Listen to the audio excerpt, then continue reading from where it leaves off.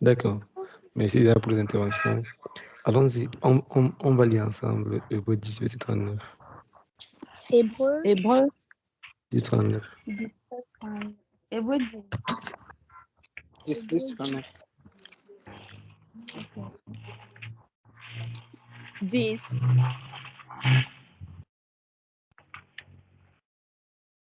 S'il vous plaît, c'est Hébreux 10 ou c'est Hébreux 18? Hébreux 10. Hébreux 10, 39. Hébreux 10, 39.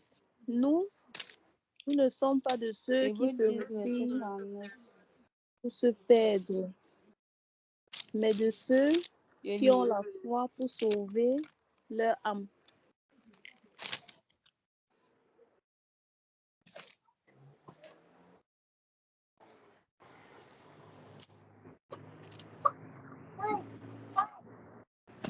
Nous ne sommes pas de ceux qui se retirent pour se perdre, n'est-ce pas? Mais ceux qui ont la foi pour sauver leur âme, on ne se retire pas, n'est-ce pas? Dans la version de Semeur, on dit quant à nous, nous ne sommes pas de ceux qui retournent en arrière pour aller se perdre, mais ceux qui ont la foi pour être sauvés, n'est-ce pas? Nous ne sommes pas de ceux-là. Je veux que tu dises, tu mets ton nom là-bas. Moi, je ne suis pas de ceux qui retournent en arrière. Moi, tu confesses que je ne suis pas de ceux qui vont retourner en arrière pour aller se perdre, mais aussi de ceux qui vont rester dans la foi pour être sauvés. Amen. Amen, n'est-ce pas? Amen.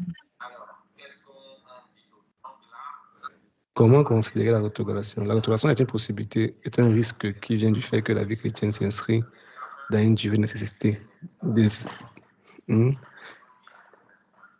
On sait très bien que la vie chrétienne n'est pas un sprint, pas un 100 mètres, n'est-ce pas? C'est pas un sprint, c'est une course. C'est une longue durée.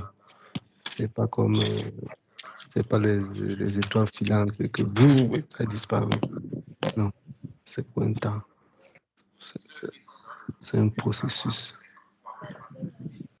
Et pour cela, il faut être préparé pour faire un 2 km, faire 3 km. Il faut recevoir tout ce qu'il faut. La rétrogradation a des symptômes, c'est des symptômes précurseurs. Elle n'est pas une obligation, mais aussi il y a des solutions pour pallier à la rétrogradation. Maintenant, voyons ensemble qu'est-ce que la Bible appelle rétrograde. N'est-ce pas? Qu'est-ce que la Bible appelle rétrograde? Disons ensemble Apocalypse 2, verset 5.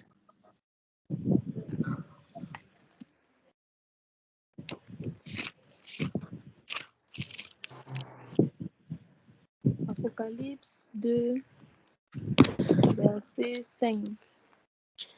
Souviens-toi donc d'où tu es tombé. Repends-toi et pratique tes premières œuvres. Sinon, je viendrai à toi et j'ôterai ton chandelier de sa place, à moins que tu ne te répandes. Amen. Moi, le verset là fait peur comme ça, ma soeur.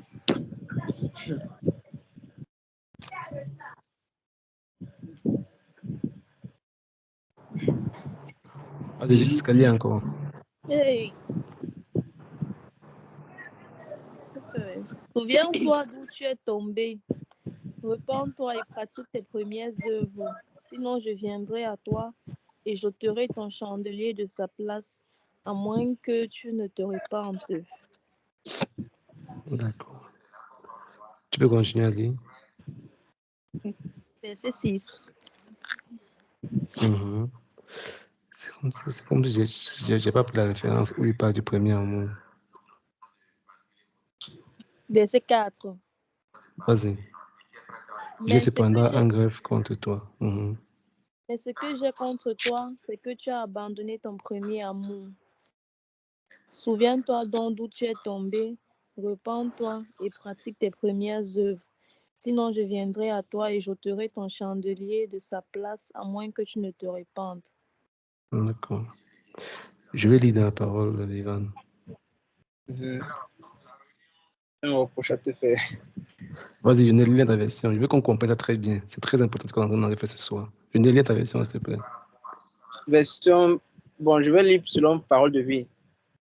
J'ai un reproche à te faire. Tu n'es même plus comme au début. Souviens-toi, tu avais commencé et puis tu es tombé. Change ta vie et agis comme tu agissais au début. Si tu ne changes pas, je vais m'approcher de toi et je vais enlever ta lampe de sa place. Amen.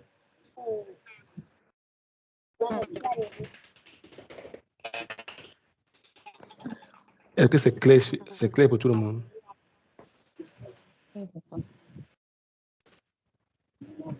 C'est clair pour tout le monde? Bon, je vais lire dans une autre version. J'ai cependant un greffe contre toi. Tu as abandonné ton premier amour. Tu ne m'aimes plus comme au début. C'est clair, comme le dos. Tu ne m'aimes plus comme au début. Votre amour des uns pour les autres s'est relâché. Allons, rappelle-toi de quelle hauteur tu es tombé. Rentre toi-même, change d'attitude et vis de nouveau comme au commencement. Reprends ta conduite première. Retourne à tes œuvres originelles. Si tu ne changes pas, j'agirai. Je viendrai et j'ôterai ton chandelier de sa place, à moins que tu ne rentres en toi-même et que tu ne changes. C'est clair, n'est-ce pas? C'est clair, n'est-ce pas? C'est clair. Donc, ça veut dire que là, Dieu n'a pas de problème avec l'autograde. C'est clair. Dieu dit que tant que tu es encore vivant, tu peux y arriver. Tant que tu es encore le souffle de la vie, tu peux encore y arriver. Tant que tu es encore là, tu peux encore y arriver. Mais ne reste pas dans la condition. Si que moi, Dieu, je ne te trouve pas la condition dans laquelle tu es. Maintenant, qu'est-ce que la rétrograde? Qu'est-ce qui cause la rétrograde? Maintenant, on va comprendre très bien. Je sais qu'il n'a pas peur. On va aller très rapidement. Il y a un peu de la télévision chez quelqu'un là-bas. À partir de quel moment on peut dire que dans la vie d'un chrétien, il y a rétrogradation? Quand on parle de rétrogradation, il n'est pas nécessaire d'avoir, comment on dit ça, non, je ne vais pas utiliser le mot apostasie, ou régner au Seigneur comme Pierre pour être rétrograde. Tu es obligé d'arriver au point où tu dis que Jésus-Christ, je ne te connais pas. Ou bien tu dis que tu ne parles plus à l'église. Pourquoi on dit que tu es rétrograde? Non. Non. Dès que Dieu n'est plus l'essentiel dans ta vie, il y a la rétrogradation. Vous avez vu le test de l'Apocalypse, n'est-ce pas? Que Dieu appelle rétrogradation, n'est-ce pas? Quand Dieu dit que tu ne m'aimes plus comme avant, tu as déjà rétrogradé.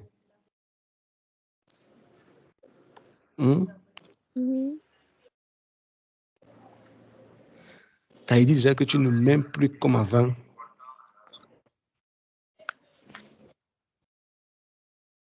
un instant.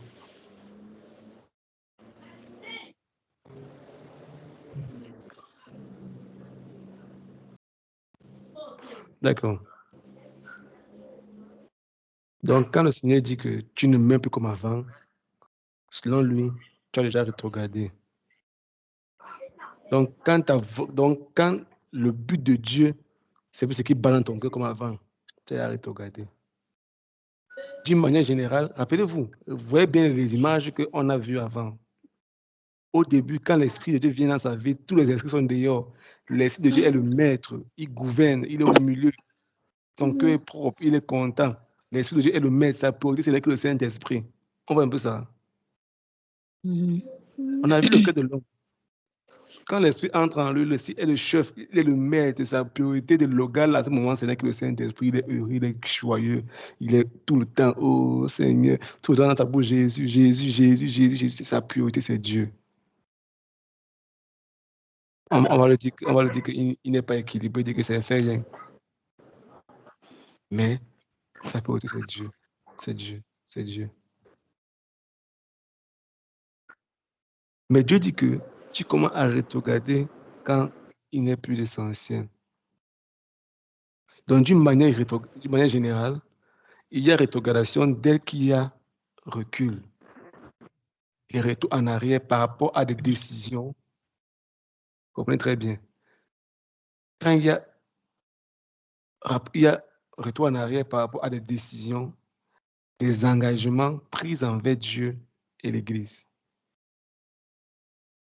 Je répète, d'une manière générale, il y a rétrogradation dès qu'il y a recul et retour en arrière par rapport à des décisions et engagements pris envers Dieu et l'Église. Ces engagements vont depuis ce qui concerne la conversion du baptême. Bon, ça dépend de à quel niveau tu t'es engagé. Ça dit quoi? Le problème pour certains nombres de personnes, c'est qu'elles ont du mal à inscrire leur foi et leur fidélité dans la durée. C'est-à-dire que la foi et la fidélité ont du mal dans la durée. C'est-à-dire que quand tu as pris une décision vis-à-vis de Dieu, bon, je dis bien que quand Dieu t'a donné une décision de prendre, ne dis pas que tu as pris la décision parce que tu as vu l'autre là faire, tu vas aussi faire. Non. Dieu t'a donné une instruction, une décision, il t'a donné une prescription que tu devais faire, que tu as même commencé à faire. Et après, tu as arrêté de faire un moment. Selon lui, tu as déjà rétrogradé. Les domaines concernés. Nous devons dire que tout ce qui constitue la force et la vigueur d'une foi active et vivante est concerné. Ça veut dire quoi? Tout ce qui contribue à ta vie de foi est vivante. Donc, dans quel domaine on parle d'engagement? Dans quel domaine on parle de rétrograde? Et numéro 1, dans ta vie de prière. Quand dans ta vie de prière, il y a déjà un souci, on parle de rétrograde. Rappelez-vous, le diable veut venir t'attaquer, il ne viendra pas avec les cornes. S'il veut venir séduire Lionel, il n'enverrait pas une fille avec une mini-jupe. C'est que Lionel est trop intelligent pour savoir. Il va fuir, il ne viendra pas comme ça. Il prendra autre manière. Tu ne le verras pas venir. Dans ta vie de prière, ta relation avec la parole de Dieu, ton service et engagement, ton assiduité dans l'église, tes motivations, ta moralité, quand il n'y a plus de fermeté, quand il n'y a plus la rigueur sur certaines choses, tu as ouvert la porte au séducteur, au tentateur. Parce que Jésus a dit, veillez. On se comprend. Veillez et priez afin de ne pas tomber en tentation. Et quelqu'un qui veille, c'est un militaire qui veille sur les frontières de son pays. Il veille. Il ne sait pas quand l'ennemi va venir, mais il sait qu'il y a un ennemi qui peut venir à tout moment. Et il veille.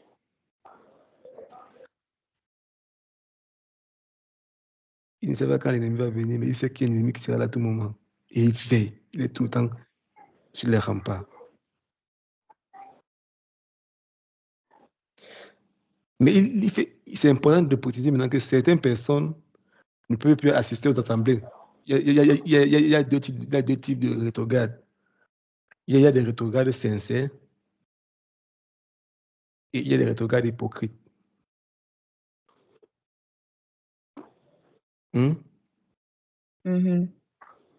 Ça, non? Il y a des rétrogrades sincères et des rétrogrades hypocrites. Il sait qu'il a rétrogradé et puis il dit que bon, mais j'arrête, Dieu va s'en venir me chercher, il va s'en venir au quartier. Je ne dis pas que c'est ce qu'il faut faire, mais il se croit sincère. Il se croit sincère. Je ne dis pas que c'est ce qu'il faut faire. Mais il y a des rétrogrades qui se croient, voilà, il faut dire ça comme ça, qui se croient sincères. Il y en a d'autres qui sont hypocrites. Ça veut dire quoi? Certaines personnes ne peuvent plus assister aux assemblées quand elles ont des difficultés relatives peut-être à l'âge ou quoi que ce soit. Ou encore, d'autres peuvent toujours venir à l'église et cependant rétrograde dans le cœur.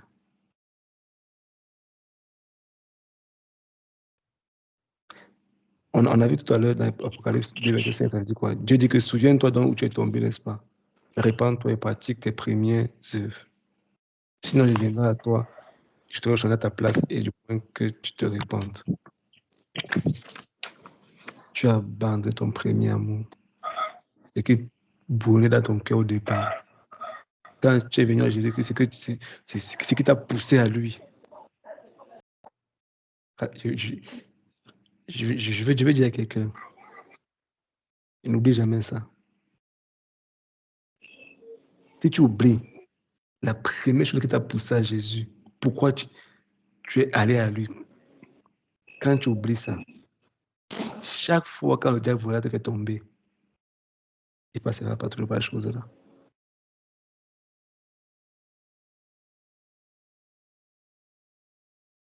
On se comprend.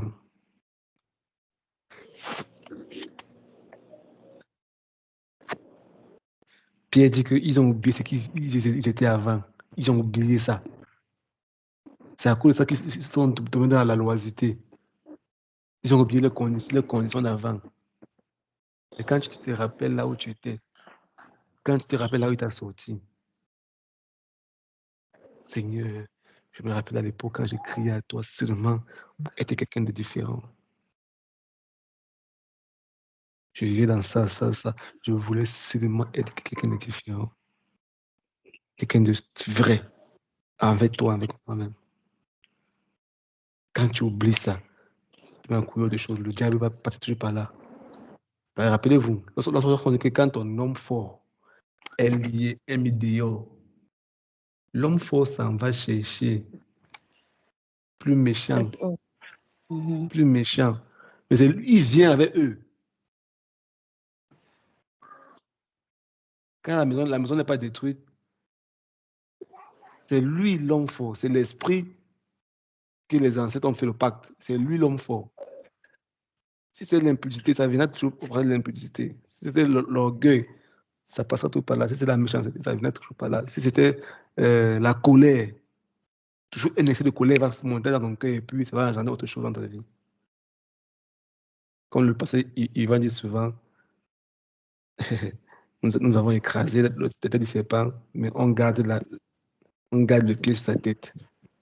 On maintient le pied sur la tête. N'est-ce pas? Donc, la priorité trompeuse de l'activité de la vie spirituelle peut créer de fausses sécurités. J'ai une question. Pardon? Oui, il y en a une question rapidement.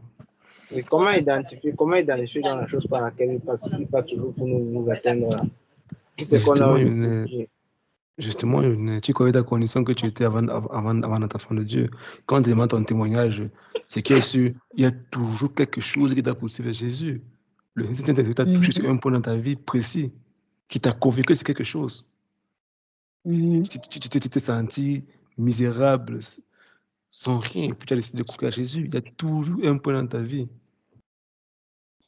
Et quand tu as commencé à flirter avec ça, tu as commencé à dire, bon, aujourd'hui, je suis déjà un grand chrétien, mais déjà, je peux déjà commencer à aller vers ça. C'est là que tu vas comprendre que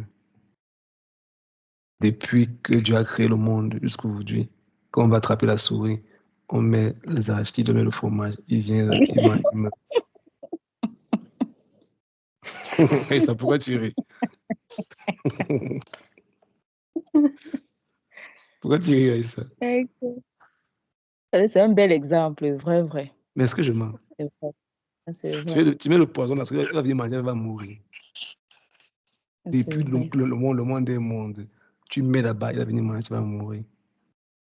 Tu vas dire non, je suis un bon chrétien, je maîtrise, ça va. Ça, je peux la gérer. Mais souvent, quand ça passe à un autre niveau, tu ne sais même pas. Souvent, il te faut la grâce de Dieu pour t'en sortir. Je ne souhaite pas quelqu'un de passer par là. Amen. Je vous dis la vérité. Je ne souhaite pas quelqu'un de s'approcher de la frontière. Amen. Parce qu'il y en a certains qui sont approchés et ils n'ont pas pu revenir. Ils sont revenus, mais ils sont restés là-bas. Ils ont laissé les vêtements là-bas. Ils ont laissé leur gloire là-bas. Ils sont venus, ils n'ont plus rien. Ils sont là avec nous, ils n'ont plus rien. Ils s'efforcent, mais même ils savent qu'ils n'ont plus. J'ai vu des personnes. À quel point ça peut... Tu vois la paix que tu as. Tu vois la joie que tu as dans ton cœur. Tu es libre. Même si c'est compliqué, mais tu dois être tranquille, tu es en paix. Vous savez quand tu peux te dire tu n'as rien, mais tu es en paix avec Dieu. Mais quand tu sais que tu as trahi Dieu, quand tu sais qu'il t'a donné des instructions de ne pas faire et tu le fais, Il n'y a rien qui peut te détruire que ça. Parce que même pour te pardonner à toi-même, ça sera difficile. Même pour ôter cette culpabilité de ton cœur, il te faut la grâce de Dieu, il te faut vraiment le Saint-Esprit qui est dans ton cœur. Je te supplie. Tu sens comment ton cœur fait ginja, tu sens quitte.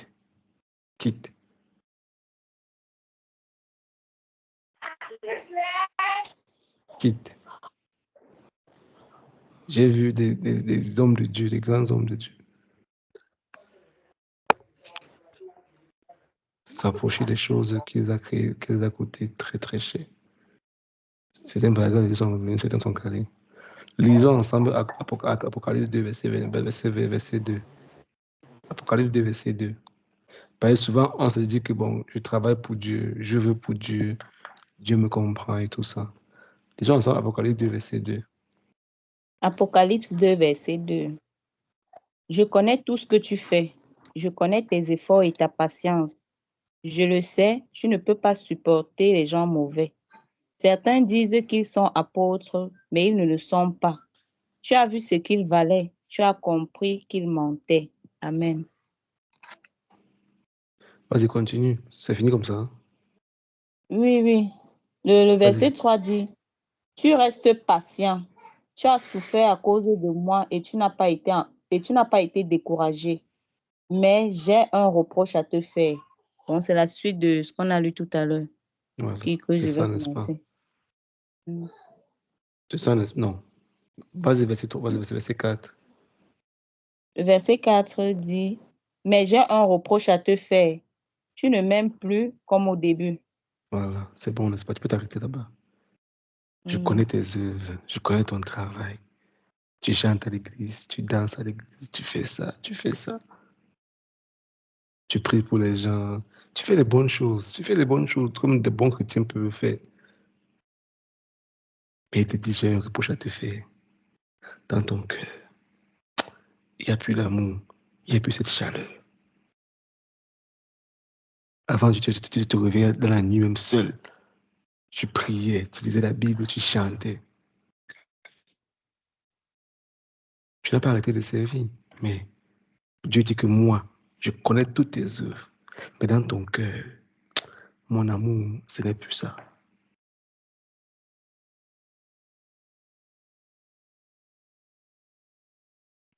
Tu dis, dans ton cœur, il n'y a plus cette passion, il n'y a plus ce désir, il n'y a plus cette flamme.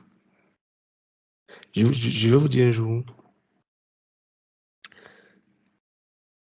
il y a un moment, j'étais tellement absorbé par les activités de l'église. Tellement absorbé par les activités de l'église.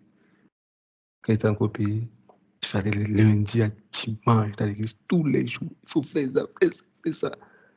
Oh, frère, monte ici. C'est pas vrai. Et un jour, je priais. Même mes temps de prière étaient déjà touchés.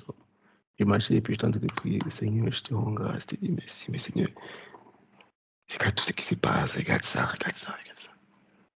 Et puis le Seigneur m'a accueilli, me dit, je t'ai sauvé pas pour que l'église vienne en toi.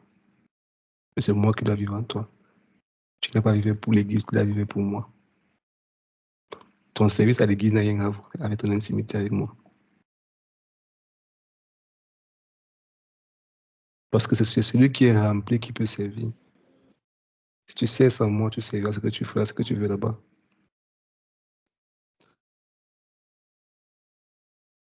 C'est que moi, je prends plaisir, c'est ton cœur.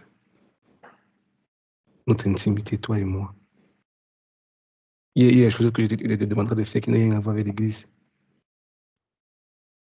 Mais si tu veux rester cambriolé par l'église, tu finiras. Et quand l'église va t'abandonner, l'église va t'abandonner comme une chaussette. Quand j'ai eu la révélation, là, devenu, je m'en fous. C'est fini. Ce que je peux faire, je fais. Tant que ça n'entre pas dans mon intimité, moi et lui, il n'y a pas de problème. Ce que je peux faire, je fais. Pareil, c'est ça la volonté de Dieu pour ta vie. Qu'il puisse te parler par rapport à ta vie personnelle, ton intimité personnelle, et par rapport à ce qu'il veut faire avec toi. Mais pour cela, la seule chose dont tu auras besoin, je répète, la seule et unique chose dont tu auras besoin, c'est lui. Et tu dois faire de lui ta priorité.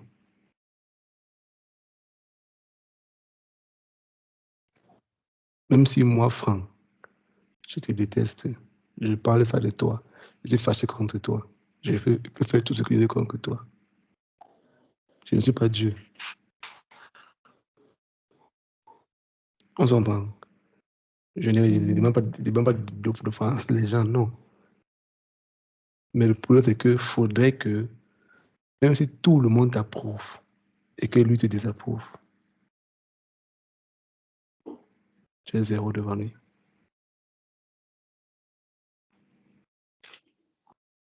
Je vais raconter l'histoire du docteur Monroe.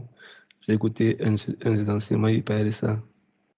Il disait, pendant ces années de gloire, pendant l'époque, quand ces livres étaient les best-sellers dans les meilleures, les villes les plus vendues aux États-Unis, ils vendaient 4 millions, 5 millions de copies.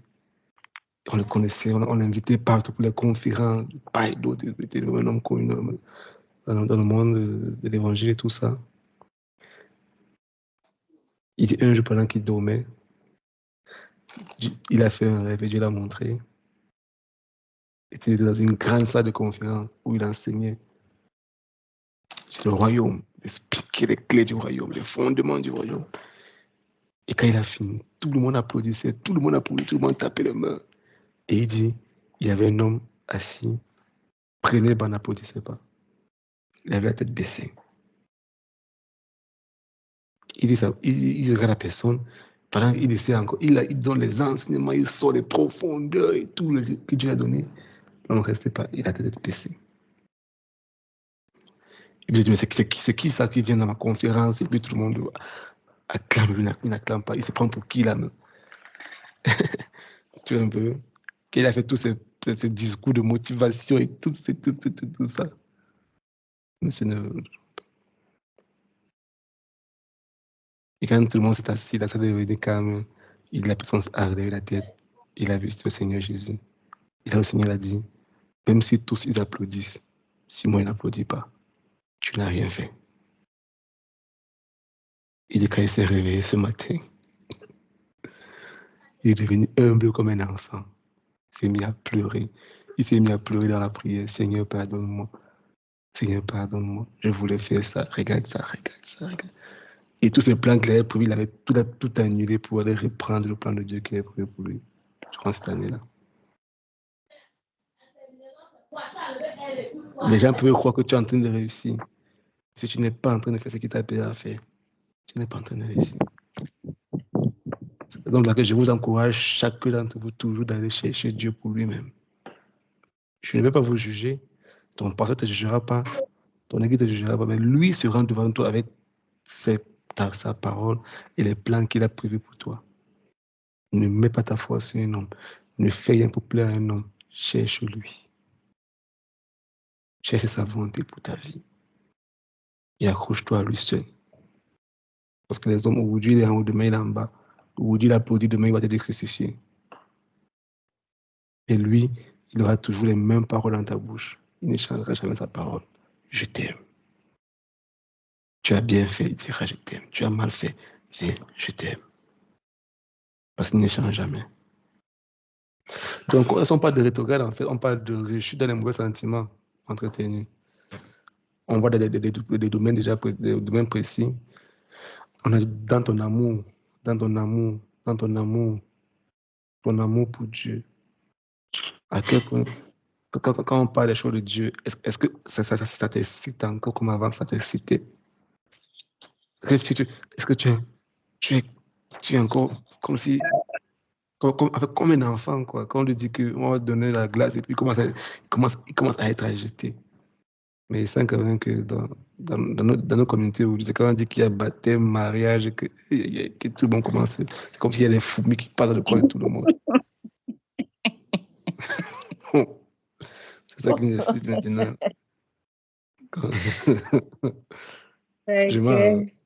Quand on dit qu'il y a activité d'église, non, c'est là vraiment que tu vois qu'il y a tout le monde est plus tranquille. Il faut acheter les pagnes, il faut faire comme ça, il faut les groupes spéciaux pour ça, groupes spéciaux.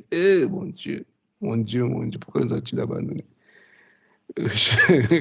Donc, on parle de ça, en fait. Miséricorde. On parle de ça, en fait. La chose de Dieu doit te passionner.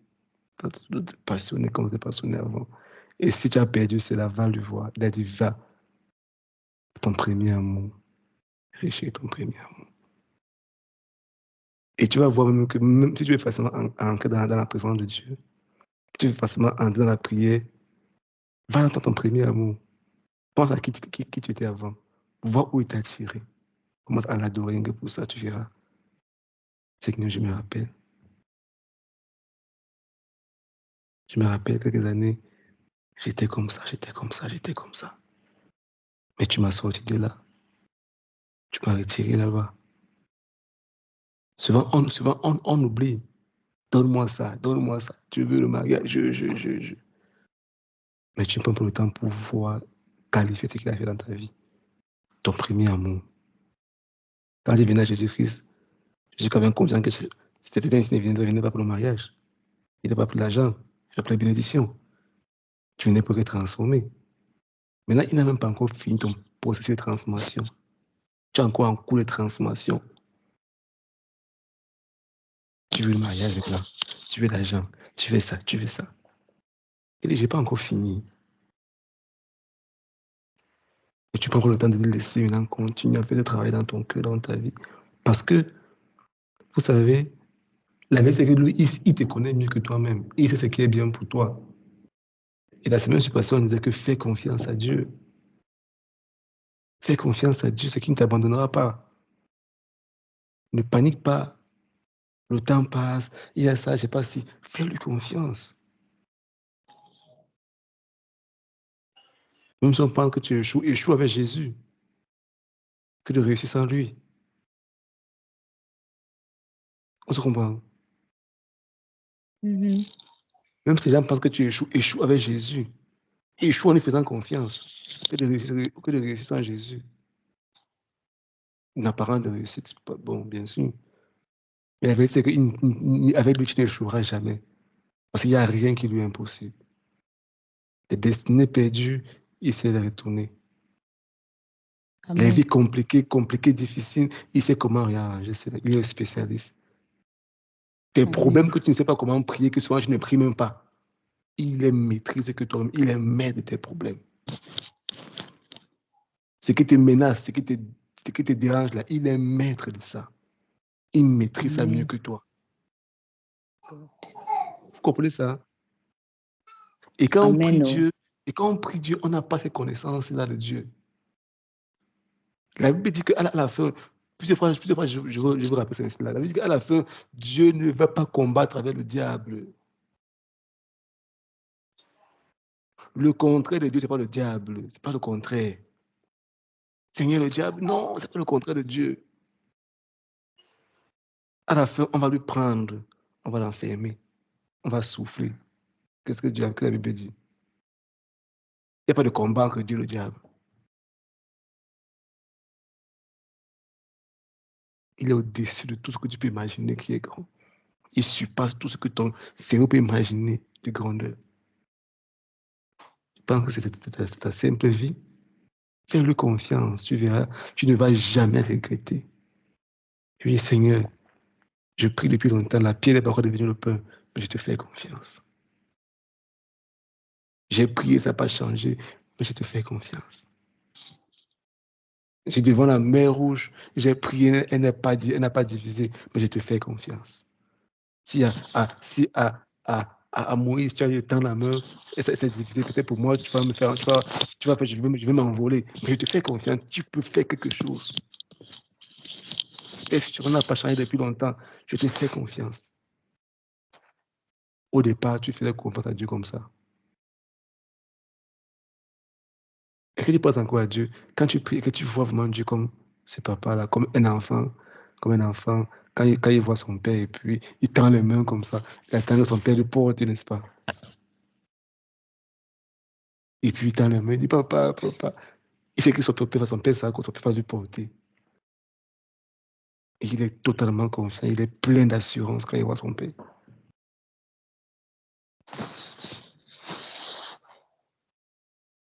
Est-ce que tu fais confiance à Dieu? Tout part de là. Tout part de là. Je t'ai dit non, tel âge ça, moi j'ai pas ça. Peut-être parce qu'elle prie beaucoup. J'ai prié aussi comme elle. Ça n'a rien à voir à la prière.